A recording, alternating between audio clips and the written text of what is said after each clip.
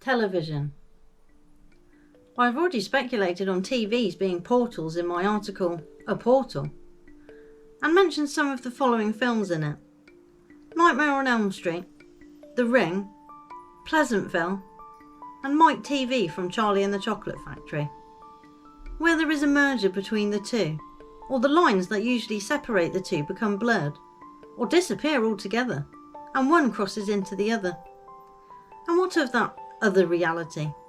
The one we think is safely behind the screen. 3D images being presented on a 2D screen for us to perceive as a form of reality. To entice and influence, to entertain and distract. Giving us a condensed, fabricated, edited, and glorified version of life. Or at least the version they have written for us. Just as they have with history. People realise they have doctored the past to fit what they want people to know. And so too with the present. So even now what you think is happening or becoming history is tainted. It will be written how they want it to be remembered, not with what actually happened. You can see how handy being able to label something as misinformation can be.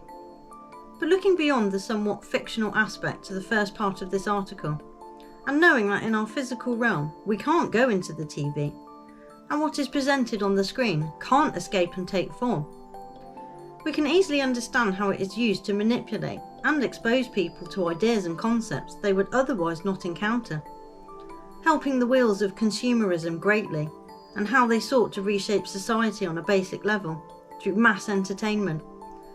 The first fad covers the motivators and methods for that, and turning off the TV covers the realisation of it and taking steps to not be part of that particular angle of programming going forward.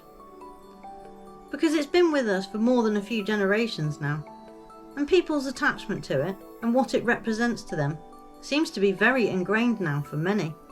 I've pointed out before how for some, their expectations of themselves and others are based on a carefully crafted, scripted, edited and simulated version of real life, possibly leading to frustrations, confusions and a general lack of understanding of people, or the actual expectations real life would have demanded, because even that is now subject to change, like the people who shape society are trying to make it more ridiculous, like you would see in the fictional setups.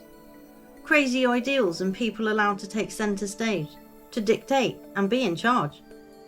If this were a TV show, you can believe they would have lost their audience long ago and would have had to cancel the show. It would have been slated in the reviews and anyone playing a part would have faded into the mist. But as these players are actually the heads of countries, and whoever wrote the script for this seems to be desperately trying to hold it all together, almost writing new characters and storylines as each day goes on, adding even more ridiculousness to the crazy and unbelievable episodes we find ourselves in. Many of us wondering, when is someone finally going to pull the plug